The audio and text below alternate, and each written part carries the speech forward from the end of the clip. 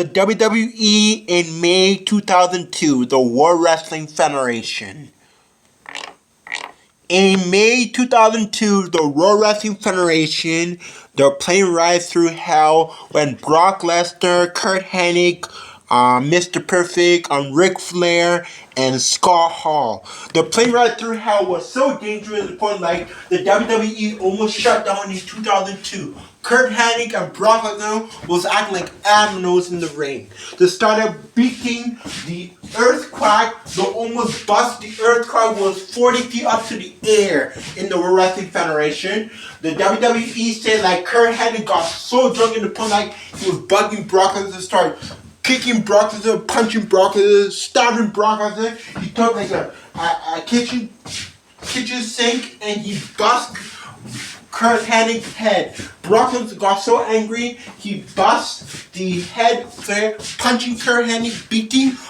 Ric Flair was walking in the plane with his ring tire. He got angry.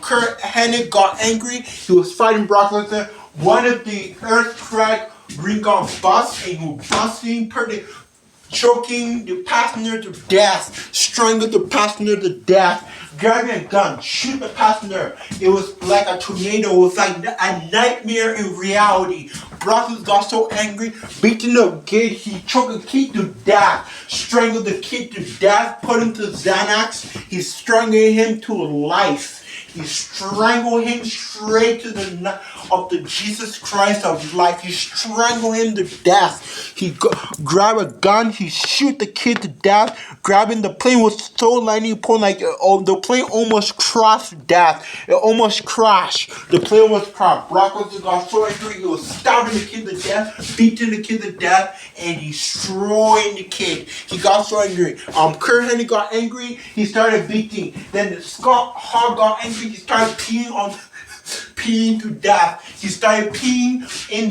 on the plane, got angry, busting, gave him middle finger, said fuck you to death. He got angry, he beat him to death, struggling him to death, and he grabbed it. Kurt Hennig got angry, he bust him to death, beat him, destroy him, beat him, so bad.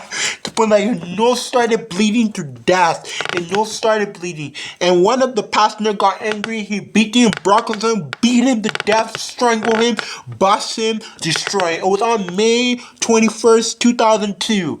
That's the time World Wrestling Federation, and that's the time Kurt Hennig went back to TNA. When he went back to TNA, everything was great. He started doing a promo, how Brock Lesnar said he was stabbing him in his sleep, beat him to death, grabbing it with alcohol and drugs. It was cocaine, crack, gateway drugs, and alcohol. Alcohol, beer, whiskey, and Hennessy. And Brock Lesnar was so drunk in the point like he can't even remember the time he was even on the plane.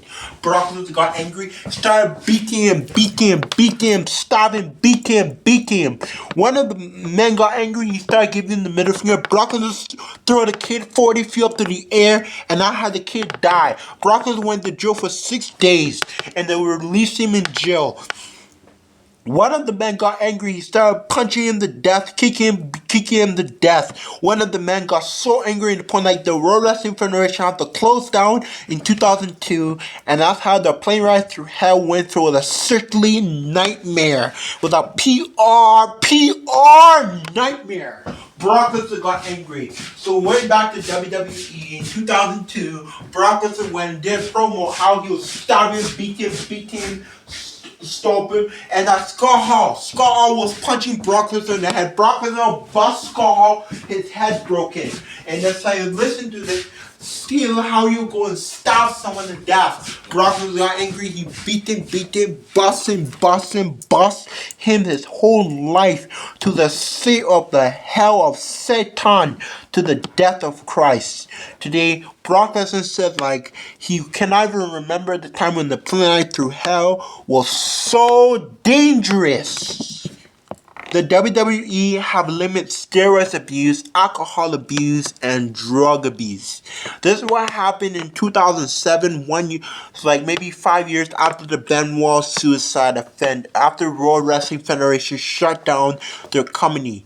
But to bring down the company, Chris Benoit was never on the plane. But the time when he was even on the plane, Benoit will always go mentally mad, mentally distressed, and one of the mental drug addict and mental cases. What WWE says, like, the World Wrestling Federation cannot serve you in the ring, but the plane ride through hell would be so dangerous. This one is a PR nightmare. The WWE was leaving to England to go back to the United States. Brock Lesnar got so angry he started beating the Periclass to the death. He beat him straight to death. He grabbed his aircraft and bust the beer in his head bottle, stabbed him, stomped him. He grabbed a razor blade and cut off his head open.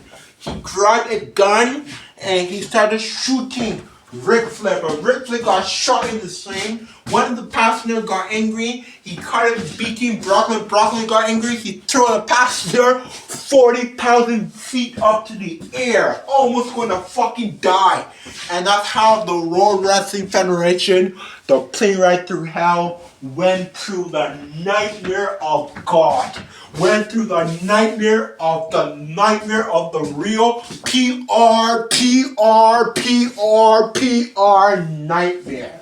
The plane ride through hell. Alcohol, drugs, cigarette drugs, and cocaine and crack and all those gateway drugs and alcohol, cigarettes, and one of the drugs was on the plane. Brock Lesnar got so angry, he started beating the aircraft through the seat of death.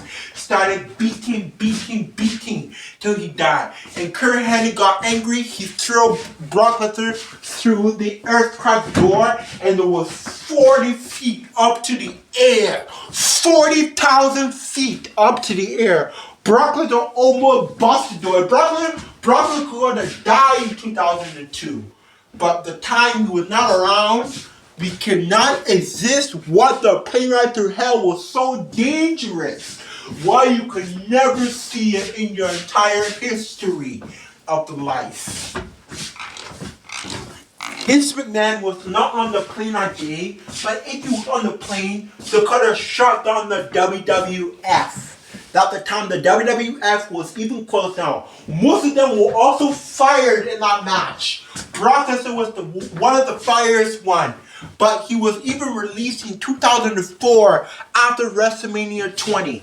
But the Time War when the Time War was in May 2002, Kurt Hennig have brought a sorry note of Bravo. Brock Lesnar was so angry, he started busting, destroying, breaking things in his room, busting the whole thing. Whether there was even on steroids, there was on anabolic steroids, alcohol abuse, and one of the drugs they were taking was so bad. Brock Lesnar got angry. He started beating Kurt Hennig to death. Was 40,000 feet up the air. They started busting the aircraft, breaking, even bust the door, destroying the glass, breaking the glass. And Scott Hall got angry. He destroyed the airplane. Like, the airplane was so a tornado, like someone destroying the airplane to death, breaking the death, destroying, busting the whole fucking air. He got angry. He started beating.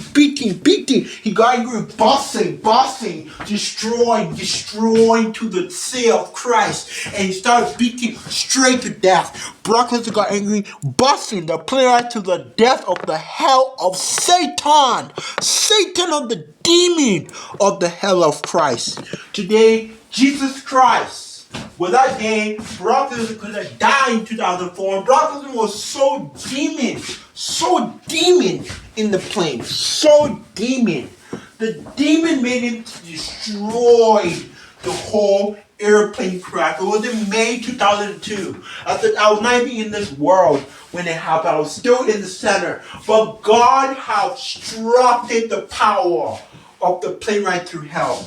Today, the demon of Satan cannot resist of the demon of Christ. Today, who can make you of the demon of the world, of the plane ride to the hell of the world. And Scott Hall went to the plane. He started drinking beer, whiskey. He was so drunk in the point like he can't even take it in his life. Scott Hall got angry, and Mr. Perfect, Kurt Hennig, was on drugs. He was taking the drugs he needed. Was on the gateway drugs of ecstasy, of the cocaine, of crack, and the drugs he was taking. But one of the things he got angry upon, Brock Lesnar had beat Kurt Hennig straight to death. Straight, it was 40 up the air. The point like the WWE have closed down the files. In the point like they lost a lot of TVs of night. They lost one of the TVs for life of the World Wrestling Federation of the ring of WWF. Kurt Hennig got angry. He started beating, and Ric Flair did the worst thing on the plane. They started destroying the plane like it was like something was so bad in the plane like it was dust everywhere. Started busting everything on the plane, destroying the plane. It was a PR nightmare. It was a PR destroying nightmare. It was a nightmare on the plane. Brock Lesnar got angry. He bust the plane, bust the whole aircraft. Kurt Hennig, Ric Flair, Batista was on the plane too. But Batista was on the aircraft of the plane. He started destroying the plane like it was on steroids. One of them was taking steroids. One of them was on antibiotic steroids. One of them was on steroid drugs. Destroying, busting, destroying the earthquake. One of them had bust the earthquake to death. And that's how their plane ride through hell was so dangerous. One of the improv was Brock Lesnar. Brock Lesnar was so the demon one in the wrestling of the demon of the Satan of death. Brock Lesnar was the cause of the earthquake plane ride through hell of the World Wrestling Federation of never come back of demon of life. The plane ride through the demon of hell. Thank you. Thank you for talking about the WWF, about the plane ride through hell. Now, the story will always be a PR nightmare of the ring. Now, go watch the video now. All right, buckle up because today we're talking about one of the most infamous incidents in wrestling history, the plane ride from hell. Picture this. It's May 5th, 2002.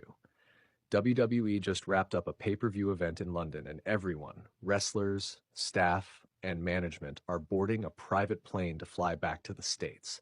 Now, this isn't your average flight. There's alcohol flowing like a river, and you know what happens when you mix booze, egos, and the high-flying world of pro wrestling. Things are about to get wild.